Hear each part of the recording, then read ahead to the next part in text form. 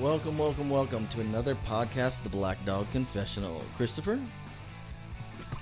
What was that, Steven? What was that? I don't know. You just decide you're going to change your voice? That was did I really? Yeah, did I have a radio voice? Welcome to another episode of The Black Dog Confessional. Oh my gosh, I had the Kelly Simpkins radio voice. Yeah, yeah. Oh man, I'll try it again. Sound like you're a shock jock. Okay. Whoa. So stupid. Well, welcome to another podcast, The Black Dog Confessional. That was Redbird, obviously. We're going to hit a topic today that has been affecting this county for a very long time. We're going to talk about addiction. And to do that, I brought a friend of mine on. We'll call her Susan. No, I'm joking. But I brought my friend Susan on, and we're going to talk about addiction because this is something she's lived through. There's a lot of misconceptions. There's a lot of thought that people have about addiction, and we're going to kind of go through that today to kind of dispel some things and offer ways that you can get help. And there's a lot of parents out there that have a lot of questions, and trust me, I hear them all the time.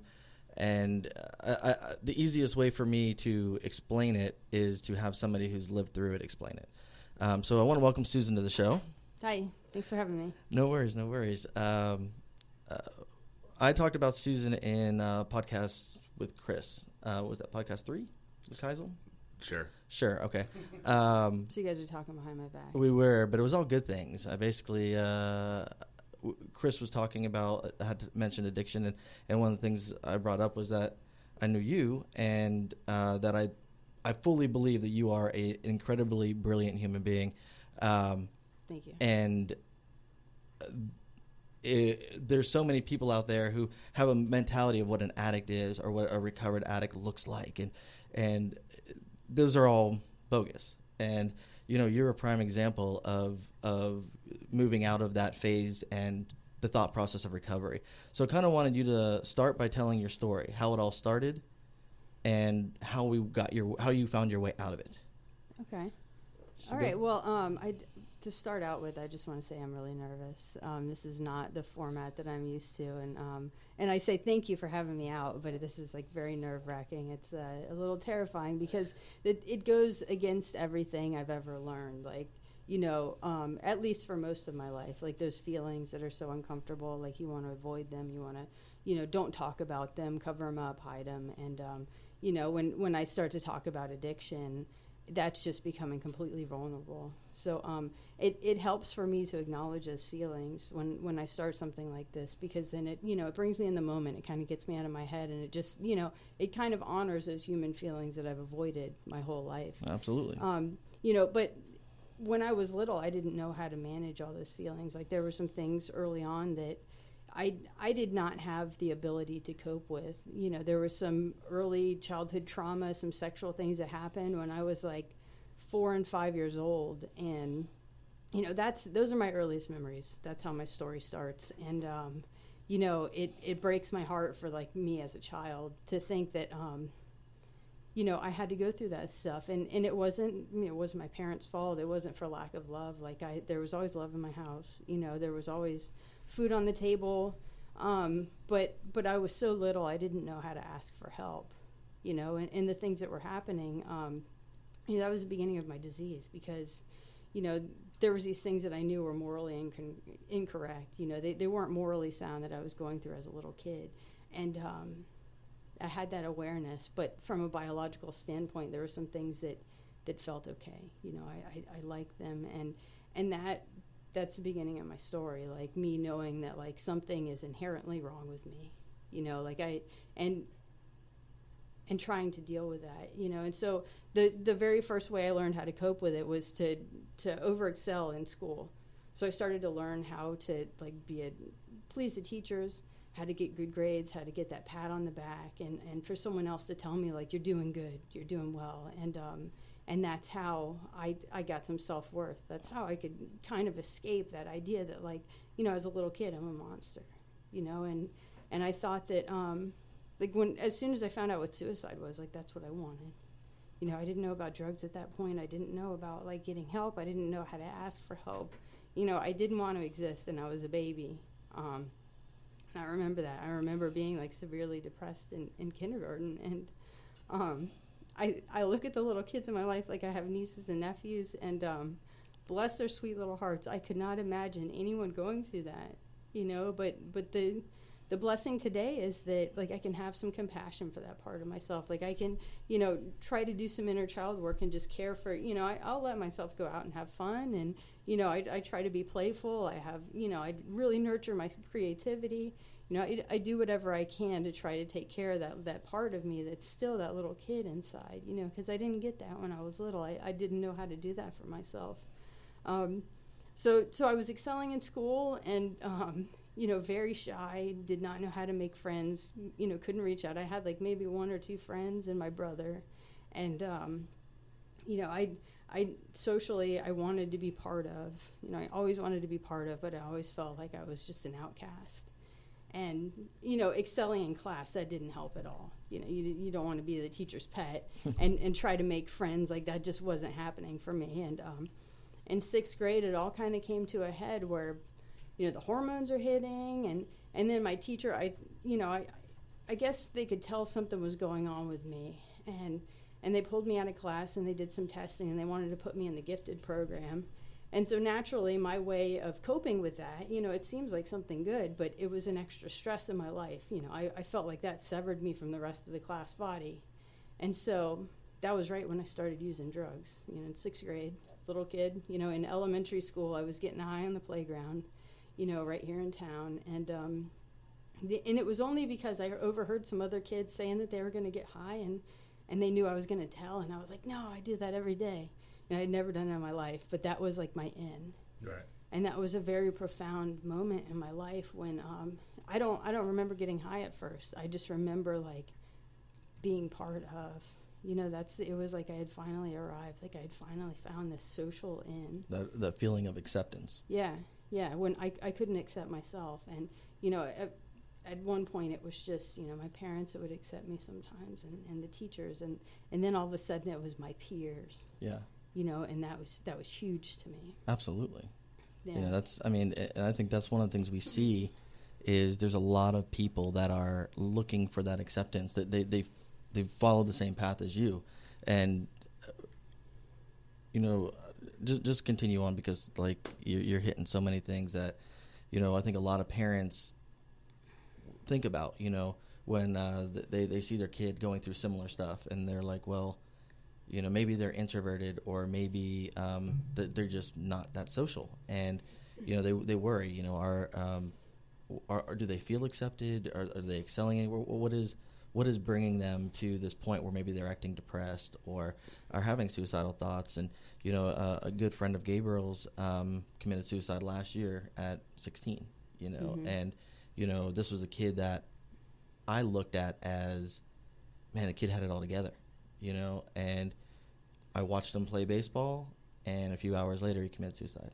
And I would have never have thought that was going to happen, but there's things that people wonder, like what was going on. And like you've already explained where this started and how young you were, that this wasn't something that just started at age 11. This is something that started much younger. Mm-hmm. So please continue. Yeah, and it wasn't just like this awareness, like, these things that happened when I was 4 and 5, like those made me feel a certain way, and I don't feel like I fit in socially. It wasn't like I was cognizant of what was going on. Yeah. It was just this overwhelming, looming dark cloud that always followed me, where like something was always off. Like I was always crawling inside of my skin. Like, when you're sitting on your foot wrong and you get that like tingling feeling from your circulation, like that was my spirit, all the time. And it didn't go away right away when I started using drugs. Like I still felt a lot of that, but it was those moments of reprieve when I could,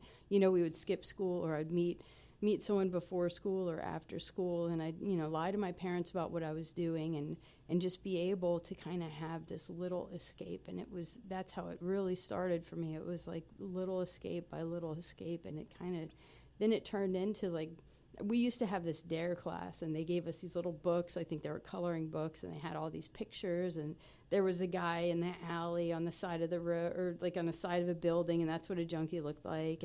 And then I remember the picture of a joint, and that's how I rolled my first joint, was from the DARE book. That was my reference, because I know how to study, and that's not even a lie. I had gotten some drugs, and I wanted to bring it to school, and I didn't know you were supposed to do certain things to it. So there was like stems and seeds and everything in there. And I looked at the picture, and I tried to make it wrinkled just like it did in my DARE book. And that's how I studied it. That was my first little, and not to knock the DARE program, because my DARE officer, actually, he watched me grow up, and he interrogated me at one point in my disease, and when I got clean, I got to go thank him. That's awesome. For his job. But these things, all the drugs that we went over that I learned about, and I knew, like, you try this one the first time and you're going to be hooked, and it's just going to be like, that was the idea that I got. Like, as soon as you did this one thing, your life would be over.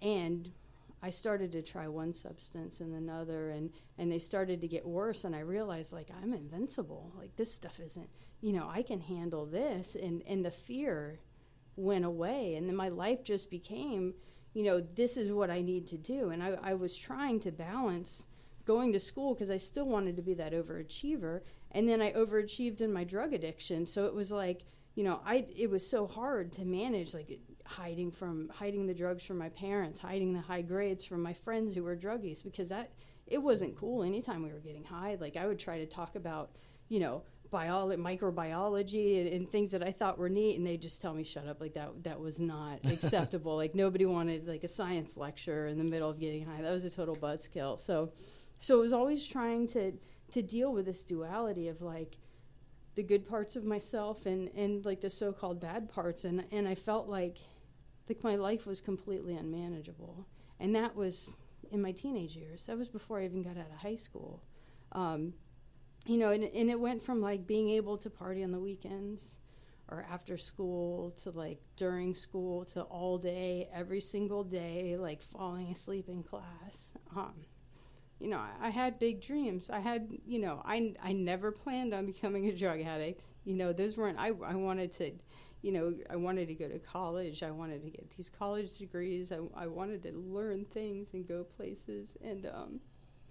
And that's not how it went. Like, I look at people, like, I know a lot of families who have loved ones who are struggling, and it's like it's so easy to be disappointed by the drug addict. It's so easy. I can't imagine what my family went through, because on the outside it looks like a lot of choices.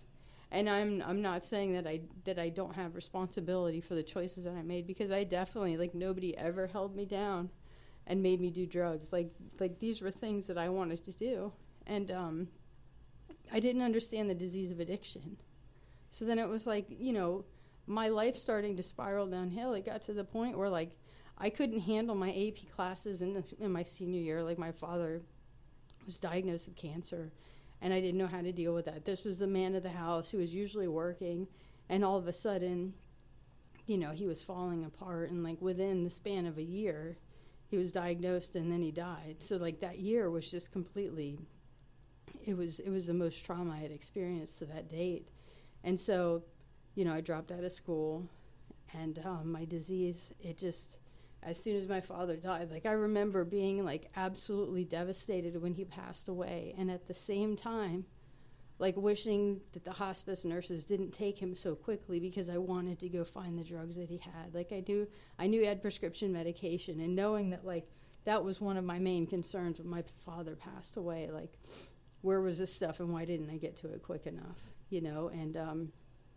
and having that awareness of myself, like, I felt more like a monster. And then it's just this snowball where it's like these feelings that I have to cover up. And the more that I try to cover it up, the worse decisions I make, the more I compromise my own morals. And it's like this losing battle that I just can't get out of, because you just have to keep piling on more drugs and more drugs and more things to take away that pain that's self-imposed, completely self-imposed. And I didn't know that, like, the disease of addiction is what was fueling this, and I didn't think that there was ever a solution to that. it was just me being like inherently wrong. It was that idea from when I was a kid, except as a kid I didn't really have a lot of evidence. There were some things that happened, that I held on to, but like once I became a young adult and I had dedicated, 8, 9, 10 years of my life doing drugs and hurting people and hurting myself and making these bad decisions, then it was like I had all the evidence I ever needed to say, like, I'm unworthy of love, like to really verify these ideas, these belief systems that I had inside myself, where like I'm unworthy of love. I'm inherently damaged. The decisions that I make are wrong. I'm bad. And like, how do you fix that? No, I mean, that's, that's, how old were you at that time? Like 17, 18? I was 18 when my father passed away. So, I mean, I just want everybody to understand this is when somebody's still in high school. This has all transpired in one person's life. And this is one person that represents probably thousands across the U.S., that their story. And if you think back in time, past, present, future, I mean, your story is one of millions probably, that people have been put through the same situations, the feelings of self-worth issues maybe, that how do I get accepted? How do I become part of the group? Because I think that's what we see a lot on TV, we see in stories, that if you want to be cool, you have to be this or you have to be that. We've steered away from self-development, personal development. How do we take the individual and make them grow? We try to lump everybody into one thing, and we say this is your framework for how you get to be this or how you get to be that. And that's not necessarily true. There's a million paths to get to the same result. When you were 18 years old, I remember I've heard Susan speak before, and one of the things that really hit me was the story about when your father passed, and the thought process you had about, man, I really want to get to his meds. And I think that says a lot about the addiction, about what's going on there, because you loved your father. Mm-hmm. Absolutely loved your father. Absolutely. And like anybody else in this room who's ever lost a loved one, you feel that pain. But at the same time, in the back of your head, there is this thought about the medications that he had for his pains from passing of cancer. And I think that goes a long way with what a lot of people have seen over the years. They fall. I'll bring it back to, and we'll throw his name out, Dr. John Gaden, when he was over on Beachside. And you have a guy who's prescribing more prescription opiates in 1 year than the entire state of California did. And at 10 o'clock in the morning, there's a line wrapped around his building. He's taking $300 cash and giving people 90 oxys or 90 whatever. And it continues that addiction. And I think what we saw when prescription pills came into play were that people, it crossed the line. We always used to say that on that side of the tracks is the bad side of the tracks. Don't go to that side of the tracks. There's cocaine and stuff over there. And then there were the people that kind of hung around the middle of the tracks, maybe smoking some weed or whatever, and there's on the other side of the tracks who didn't do anything. Well, when prescription pills came in, it kind of crossed all borders, crossed all barriers. We would see the quote-unquote soccer moms that had Xanax habits, prescription pill habits, that realistically those are synthetic opiates. No different than shooting heroin, same detox issues.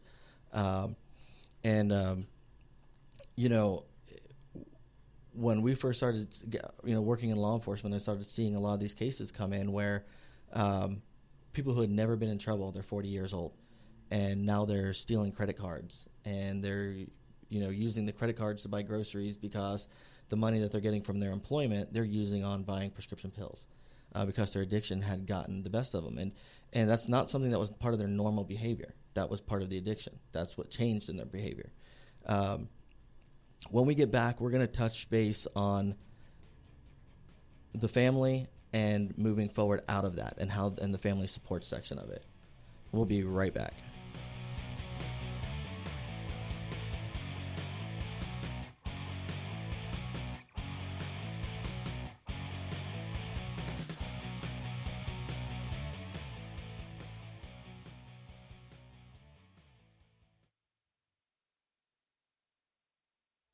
Jesse, have you ever wondered what is the best way to interview applicants for your open position so you have the best chance of hiring a keeper? All the time. Well, I talk to managers every day, Jesse, that use their gut instinct to make a hire. Sometimes that works out, but more times than not, it can lead to a bad hire. Replacing a poor hire can be expensive and hurt morale. One of our most popular service offerings at HR Office Savers is teaching employers how to be better interviewers. Improved interviewing techniques lead to better hiring, which leads to better employee retention, which leads to less turnover and more profit. Contact me today to find out how you can learn to be a better interviewer. I can be reached online at www.hrofficesavers.com or by phone 928-308-4506. Again, that's 928-308-4506. 928-308-4506.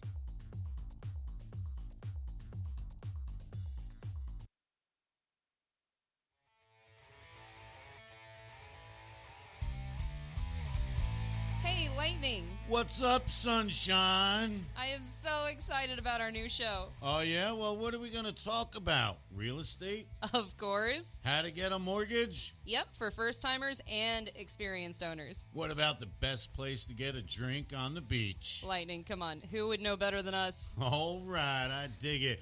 Plus, I know we're going to bring in tons of great local guests, tell jokes, and talk about some of the hottest listings to hit the market. Oh my God, I can't wait. Sunshine and Lightning over Brevard will have new shows every Sunday at 1:30 p.m. Eastern Standard Time, streaming live from the beautiful Space Coast Podcast Studios.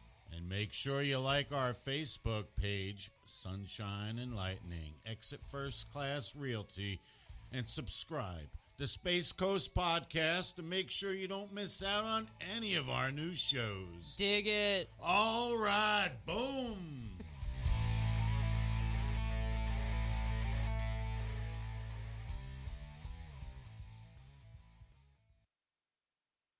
You're listening to Space Coast Podcast, home of the greatest podcasts on the Space Coast. If you're interested in becoming a sponsor or having your own show, email us at spacecoastpodcast@hotmail.com. Space Coast Podcast. Talk hard!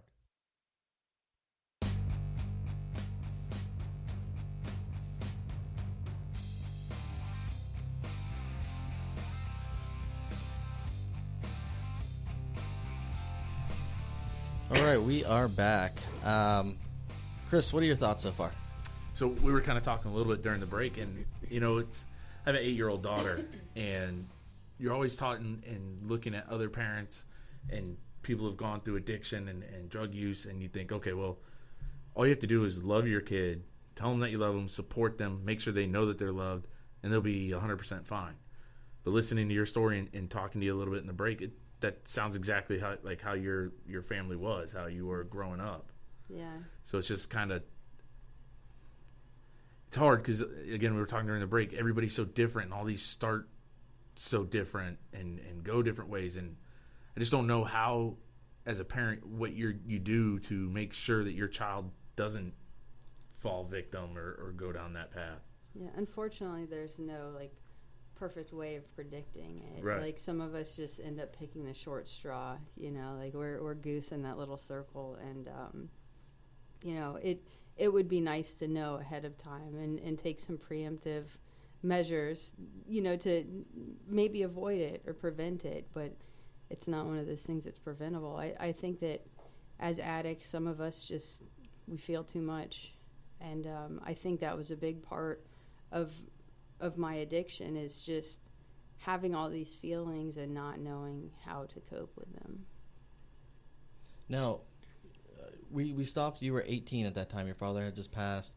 What happened from the time you were 18 on till your point of stepping into towards recovery? Well, that's when it gets interesting. Or at around 18, I don't know if I'm ready for this. Yeah, I don't know if I am either. Go back to commercial.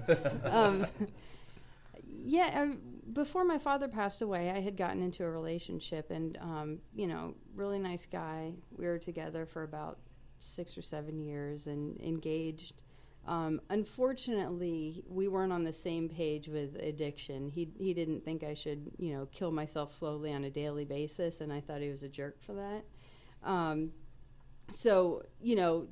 he just kind of got in the way of my using, and that's why our relationship eventually ended.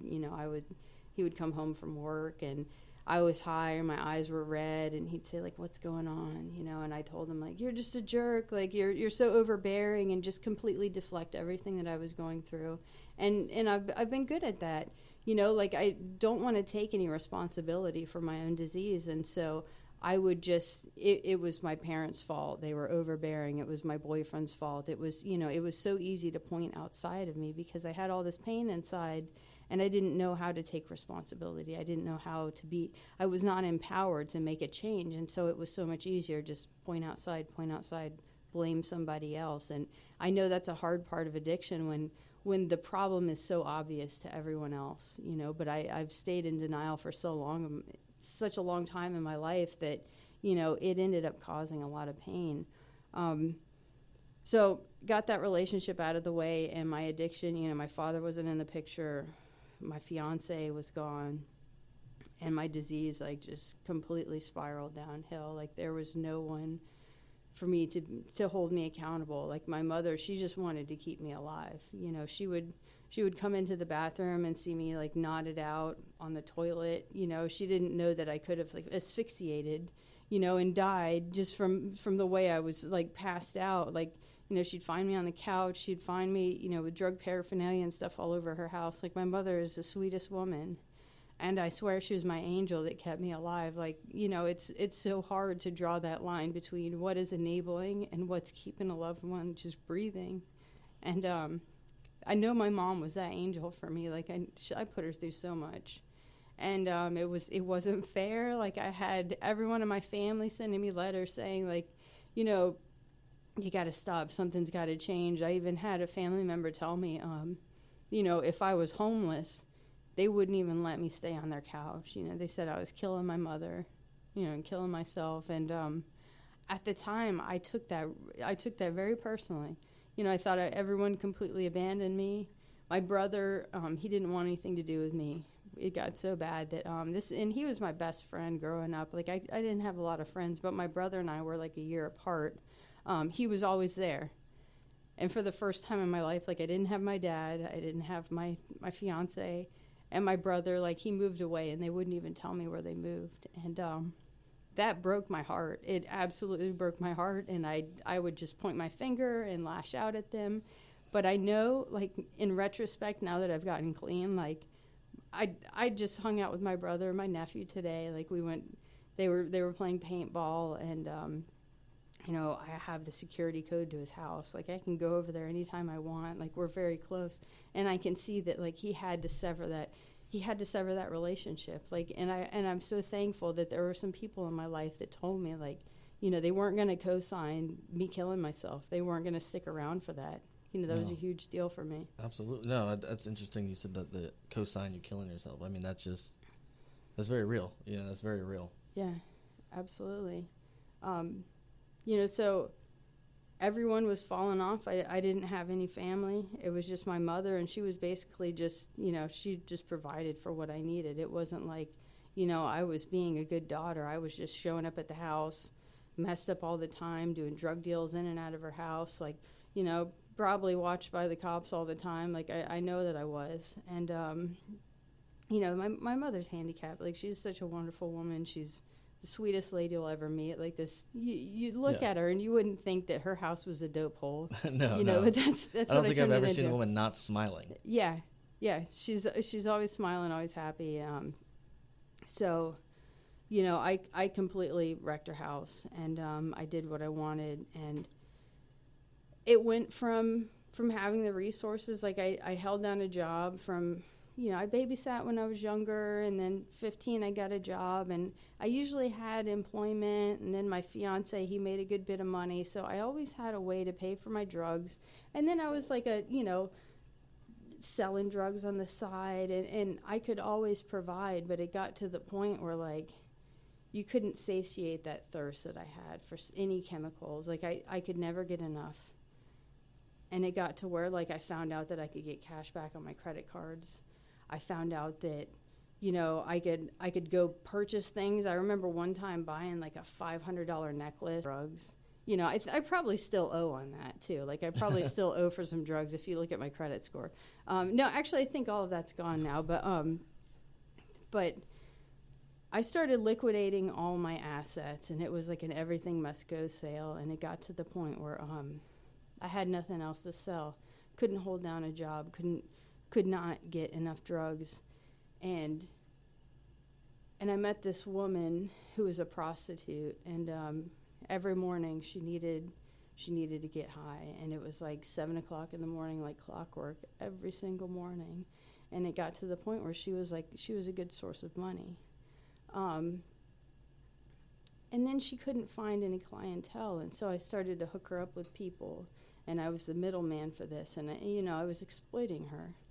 And then she disappeared, and I had these people that used to come for her, and I had these people looking for her, and I needed money, and I thought, like, maybe just this once. It's just going to be this one time, and I sold myself for the first time in my life, and it was quick money, and I got the drugs, but, like, I could never go back from that moment. Like, I was tarnished from then. I had this, like, on top of everything else that I'd done. It's like as if I didn't have enough to cope with, Then I earned my scarlet letter, that badge that I would carry for the rest of my life. Like, and it was going to be just this little secret. Like, I wasn't going to do it again. But then just the next day, just one more time. And it wasn't like I was out on the streets. I could justify it all I wanted. But it was this quiet, dark secret that I kept.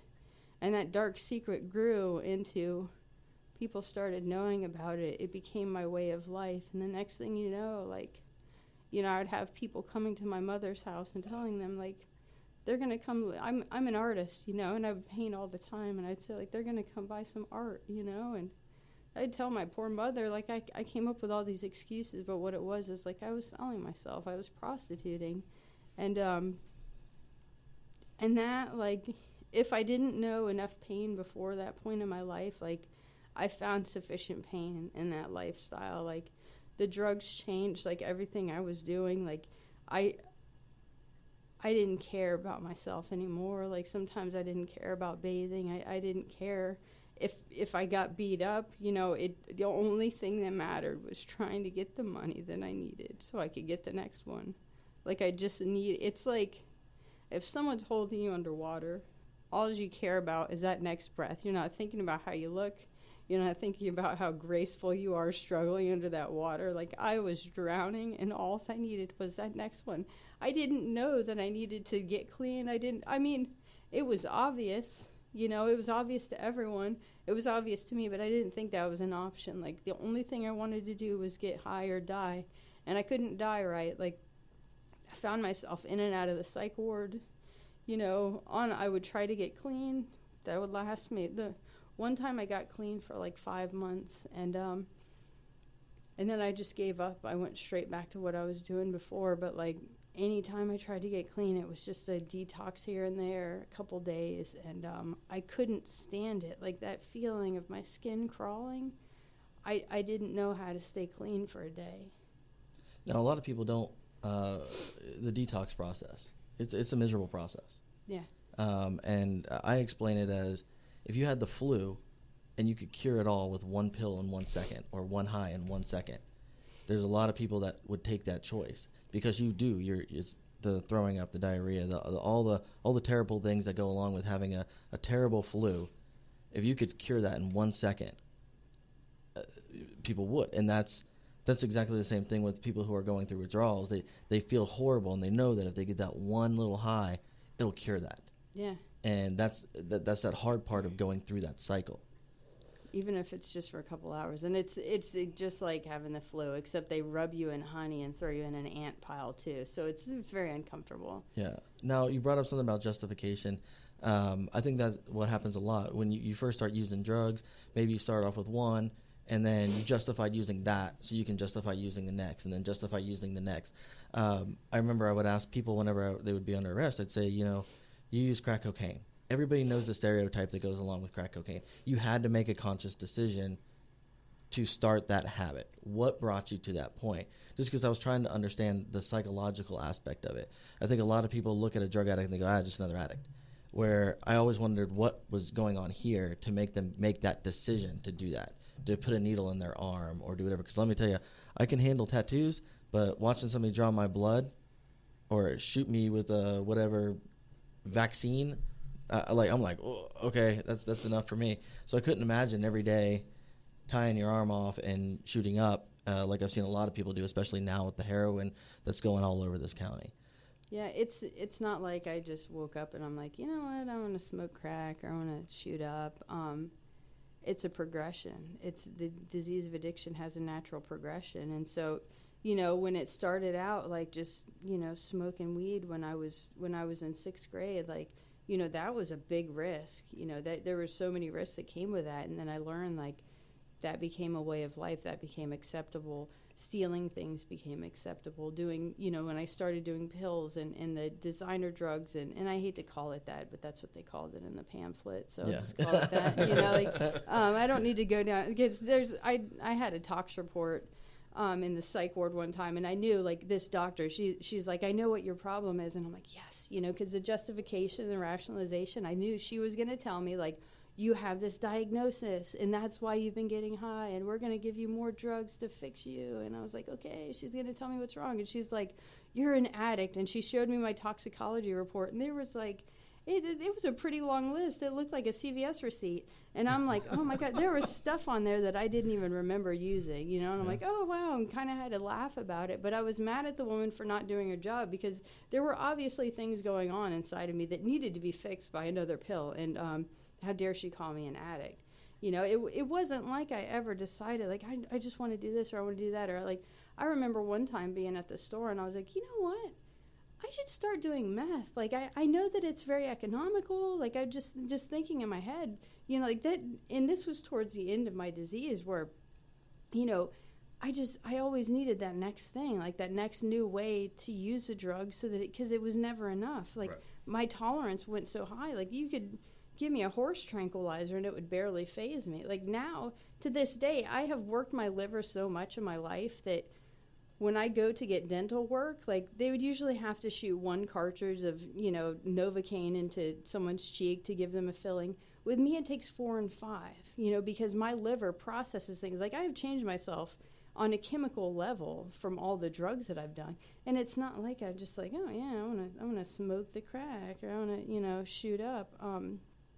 Even the first time that I shot up, I didn't want to because, there's a certain connotation. There's a certain, I'm not that type of addict. I don't do that. I'm above that. Mm-hmm. And so, the people that I was with, they decided like, well, she should shoot up tonight. So they put some stuff in my drink. And the next thing I know, I woke up with like bruises all over my arms. They were shooting you up. Yeah. Yeah. So. And we've seen that. I think a lot of times when you hear people who use a needle for the first time, they didn't shoot themselves up. Somebody shot them up. Yeah.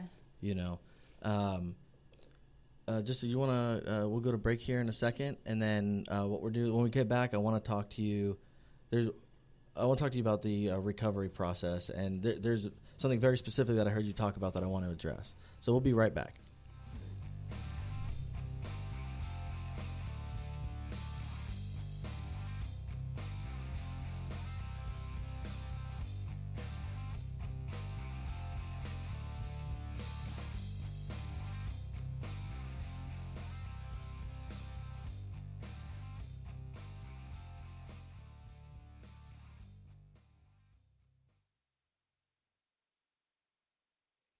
Make sure you check out Space Cowboy Justice with your hosts, Blake Stewart and Paul Daly.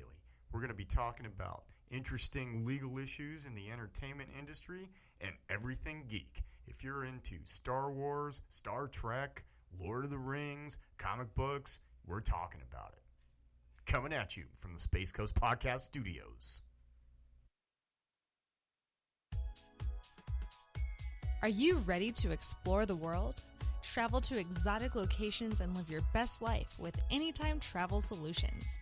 Anytime Travel Solutions are your worldwide, unbiased concierge with access to real inventory of hotels, cruises, railroads, tours, and all of the best excursions. Anytime Travel Solutions realizes how fun it is to plan your own vacations, so we have the option to search vacations and book safely on our website, or you can visit us in our conveniently located offices in downtown Melbourne, Florida. Did you know travel is proven to benefit your health, both physically and mentally? We have 3 decades serving travelers and making dreams come true. So ask yourself, if not now, when? Call Ceci today to begin your adventure. Dial 321-779-4285 or visit AnytimeBookings.com. That's AnytimeBookings.com.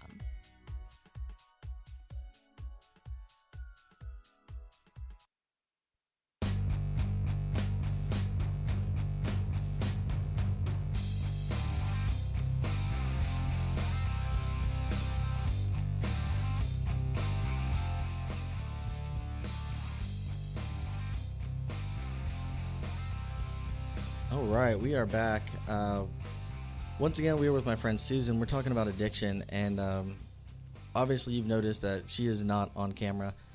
We did that for a specific reason. It's not that because we want you to look at me and Chris the entire time. Nobody wants to see that. Yeah, nobody wants to see that. Nobody wants to do that. But unfortunately, we live in a world where there's a lot of outside judgment, and we're going to talk about her recovery now and how she's developed, and we didn't want that part, the judgment part, coming out on her, and because her story is so impacting.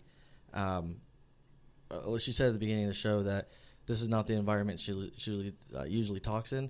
I appreciate her coming and doing this because I think this is something that everybody needs to hear.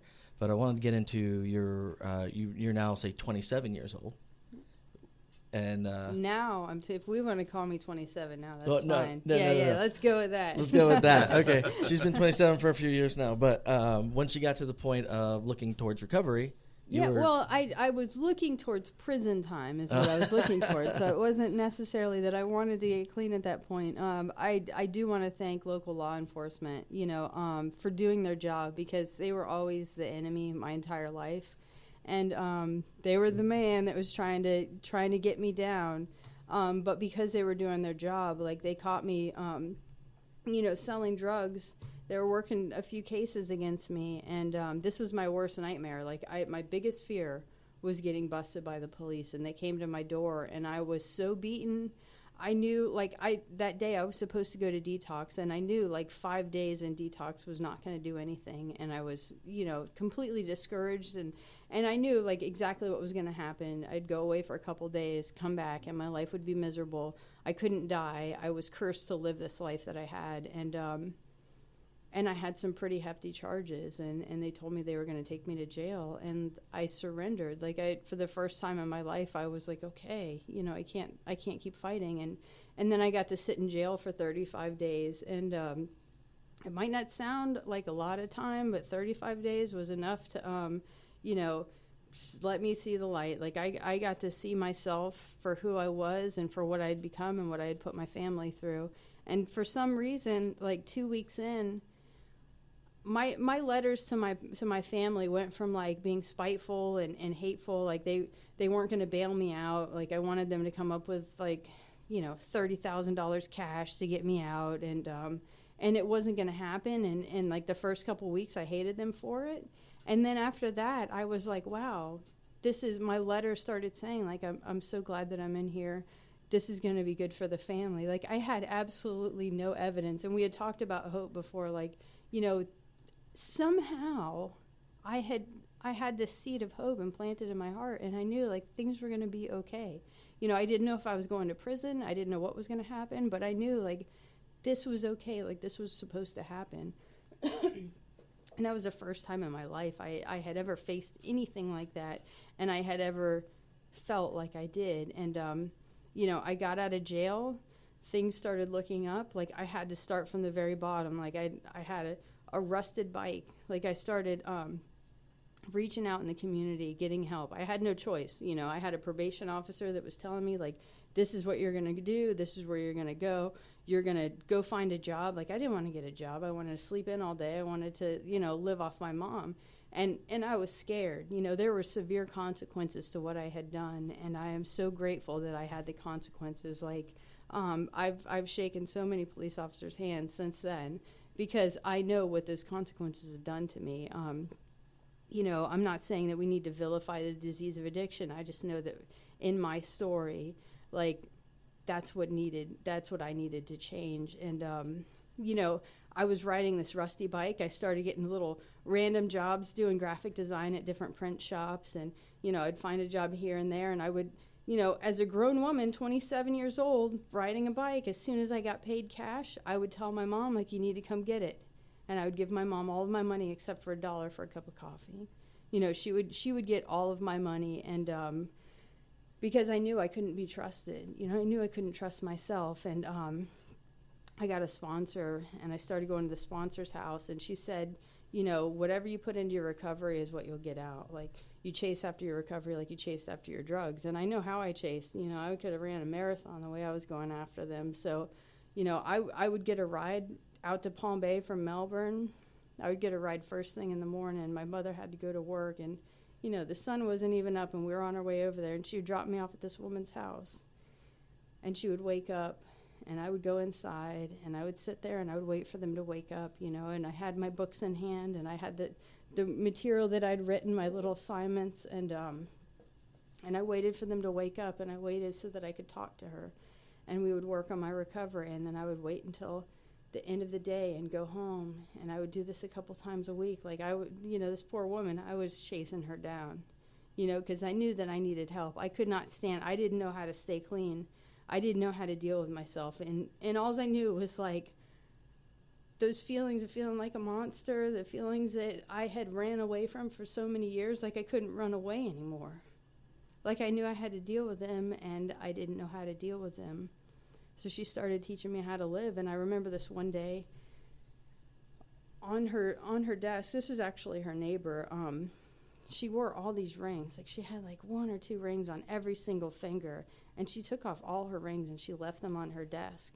And she went to the store and she left me home with all of her rings. And I just looked at it and I was like, wow, this woman trusts me. Like, this was the first time in such a long time that I had been trusted. Like, you couldn't trust me with a $20 bill. And this woman left all her jewelry in front of me. And it was so profound. I got to feel like a human. You know, I got to feel like what normal people seem to feel like. You know, that feeling of being trusted, that feeling of being trustworthy, you know, and starting to gain my own dignity back. Like, that was huge for me. Like I said, when I heard you say that at a speech I saw you give, I was like, man, that's something to just hit. You know, because there's a lot of things I think we take for granted, that the trust, you know, the trust factor. You know, I think there's a lot of, I mean, I trust Chris pretty much. You should. You should. But, you know, I know if I left, you know, $100 on the table, I would come back and Chris would be like, hey, bro, you left $100 on the table, you know, whatever. There's going to be a lot of tacos. Yeah, there'd be a lot of tacos, Right. Which I would be okay with, Right. You know, because you would share, I hope. But the idea of that simple aspect, that simple gesture of trust was something that you probably hadn't felt in years. Yeah, I hadn't. And knowing that this woman had taken a risk, you know, and in retrospect, I can see how I was taking risks with people. You know, I was taking healthy risks. Not only was I becoming trusted, but I started trusting people. Like, I started to learn how to open up. At the beginning, when we sat down and I said, like, I feel nervous and uncomfortable, that's what I started to learn how to do. And it seems so insignificant. It's not a big deal. You know, it may not be a big deal. I'm sure you guys didn't think very much of me saying I'm nervous. People say they're nervous all the time, but for me to start to practice that, to start to acknowledge what I'm feeling, to be able to identify my feelings. My sponsor, she would ask me what I was feeling all the time, and I would get so upset because I didn't know. I didn't know what I was feeling. I was feeling something. It was uncomfortable. And she would tell me, if you don't have a word to attach, how about a color? And I'd say, I'm feeling red. And she'd ask, well, what's red like? And I'd start to tell her, Red is uncomfortable. I feel like I'm losing it. And then we would get down to the source where I felt vulnerable. I felt exposed. And that was a lot of my early recovery. Is just, that's been my entire recovery, actually, is just feeling vulnerable and exposed, but learning how to counteract that and acknowledge. She would tell me, like, look at the courage of showing up. I didn't want to show up today. Like, this is not that you guys are monsters or anything. It's very uncomfortable. No. Yeah. And we've talked about this before, because like I said, I've known you for a few years now, and ever since I've heard your story, I've constantly been telling you should write a book, you should do this, you should do that, because I honestly feel your story from beginning to end is amazing. It is a message of hope. It is a message that for parents out there who are going through this, that there is hope for that person. There is hope. Sometimes it requires tough love. Sometimes maybe it does require somebody getting locked up and figuring out what's going to happen next. But there is a message of hope in your story, and I mean yours goes far back to when you were just a child, to the time of 27, to that those first steps into recovery, to getting that first moment where somebody trusts you, to now you're clean for how many years now? 7 years. 7 years, and in that time, what have you done since your recovery for yourself? Oh, since I got clean, I've gone back to school. I had this mentor that just kept telling me, you need to go back to school. And I said, this was early on. I mean, I'm still, I was just kicking dope. And he's telling me, go apply for school. You need to go back. You need to, acknowledge your potential. And I thought, what potential? Like, these are all the strikes against me. And he would tell me, like, you're not defined by those things that you did. Your disease does not define you. That was a life changer when I heard that. They told me that I'm not responsible for my disease. Like, I'm responsible for my recovery. I'm responsible for making the amends. I have to make the wrongs that I did right. I'm responsible for all that in my recovery, but they made it very clear that the things that I did when I was chasing after drugs were not me. Like, those things were me acting on my disease. Like, that's what a diseased addict does. And I'm not unique. Like, my lows are not any worse than anybody else's, because it's the feelings attached. It's not so much those activities, it's the feelings. It's the feelings of complete desperation. And learning in recovery how to acknowledge that, how to just let go, because the things that I did, the prostitution and stealing and selling drugs and all these things, like, there's a definite stigma. There's a stigma attached to being an addict, and it's hard to shake that. And I want, Absolutely. The society's not going to forgive me, and society has its own, they see this list of things that I've experienced, and I'm going to wear that scarlet letter for the rest of my life. Like, it doesn't matter what society says. Like, I still have to live by some societal conditioning, but the biggest deal for me is to let go of that stuff myself. And what I learned how to do is just, go to a group of people and tell them what I'm going through. The first time that someone asked me to speak and I didn't know what to say, the only thing I knew was, like, I had been doing these dirty things. And it was eating my lunch, like, it was just eating me up inside, and I didn't know what to talk about. All I knew was there was this thing screaming inside of my head, like, just let it out. And in front of a room full of 60 people, this was another one of those, like, leaps of faith. Like, I had never known that you could just get completely honest in front of people, and I told them. I just opened up and I told them what I had done. And expecting, like, people say, well, love you till you love yourself. And I thought, I'm going to call you on that, And expecting people to judge me and, like, roll their eyes or just kind of, like, look at me like a leper. And what people did instead was, like, they stood up and they hugged me. And men and women both said, like, thank you so much for sharing what you shared. Thank you for opening up. And that was the kicker in my life. Like, I learned, I never knew that my life would turn out how it did, but I found out that my biggest liabilities have become my greatest assets. Like, I can take every single one of those things that look like a strike against me, and I can use them for the positive. I can tell the next person who's suffering, like, hey, I've been through this, and there's hope on the other side. Like, I've gone back to school. In the fall, I'm going to start my master's degree, and, like, my goal is to get more college degrees than I have felony convictions.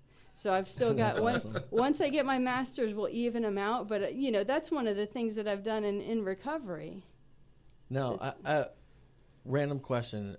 Several years ago, you told me this story. We had only known each other a short amount of time when you told me, that you were a recovering addict and all that.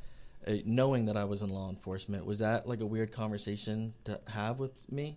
It was so cool. I went home and I called my sponsor. I'm like, you have no idea what I told this cop. Like it was so neat, and I still brag about it. I tell people like it blows my mind. Like, and you're not the only one that I've made friends with. Like just it's completely different than I ever learned. And I can see how someone is just doing their job and trying to do a good job and trying to do better for the community. I never understood that until I got to experience what it was like, to have, someone with a badge save my life.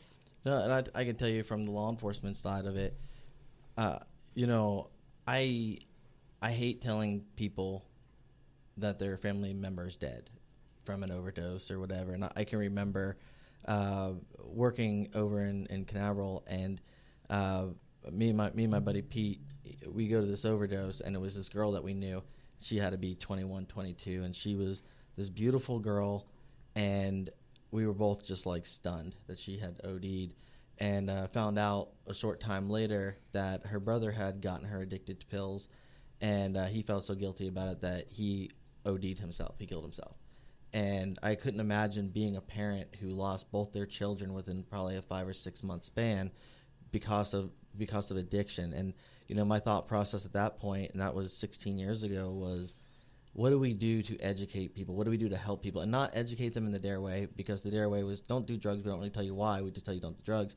But, how do we tell people what it does to the body? How do we tell somebody what it does to the mind? How do we tell somebody to not do something when most of the time that we're not there with them all the time. I'm not there to hold somebody's hand all the time. That's a decision you have to make as an adult, or I should say an adult decision, when you start using. Just like when you decide you want to recover, I can't make that decision for Susan. Susan has to make that decision for themselves. I can lead you to water so many times, but if you choose not to drink, you're choosing not to drink. I can't make you recover. And that's that's one of the difficult things for me is, wanting to stop all the overdoses, wanting to see people go to recovery, but I can't take them there and make that decision for them, Yeah, you can't force anyone to get clean. I know that firsthand. And just by telling them like what it does to the body, you could tell me all day long, that rice is bad for me and fried things, and tell me what they'll do to my arteries and my blood sugar, and I can learn about all the consequences. I'll still leave here and go get some sushi because it's absolutely delicious. Yeah, no, Chris and I will disagree on the sushi, but deep fried Oreos, Chris and I are in. No, okay, I don't eat deep fried Oreos. What? I know, it's deep fried anything. But what? You did bring up tacos. Do I know earlier, you? so. Do I even know you right now? I'm not a deep fried Oreo guy. Is there such a thing? Is there such a thing? Do you like deep fried Oreos? I don't want to talk about that publicly, but I'll confess some things, but I'm not ready for that yet. But you could tell me all day about the consequences of eating a certain food, but I may need to eat that, and sometimes it's just for pleasure. But if I start overeating, you can keep telling me about the consequences, but we need to get to the point of like, why am I overeating? Why am I using this drug? Why am I reaching outside of myself to feel different? What's going on inside of me? And no one can tell me when I'm ready to look at those things. But the cool thing about society today is that we've opened up this conversation. It's the problem is obvious. We've opened up a conversation about mental health, about addiction, about these struggles that people have. And myself as a recovering addict, what my responsibility I found to be is to let people know what I'm going through. I can't tell the next person you can't do this and this is what it's going to do to you, because I used, in spite of the negative consequences, most of my life. What I can do is say, like, I never felt like I fit in, and I wanted to cover that up. I never could pinpoint like what the emptiness was inside of me, and I covered that up. And I can tell people about how I got through it. And it's not, pain is a universal language. Sentiments are universal. You may have never used a drug in your life, but you felt pain. You felt some human things. Absolutely. And there's people that are struggling that have never picked up a drug. You No. know, so as humans, if we talk about the things that we're going through, if we open up and become vulnerable, not only can we help ourselves, but we might save somebody's life. No, absolutely. Conversation is the reason why we do this podcast. You know, I think sometimes we shock Jesse with some of the people that we bring in to talk, because sometimes we get pretty heavy, pretty deep. Sorry, Jesse.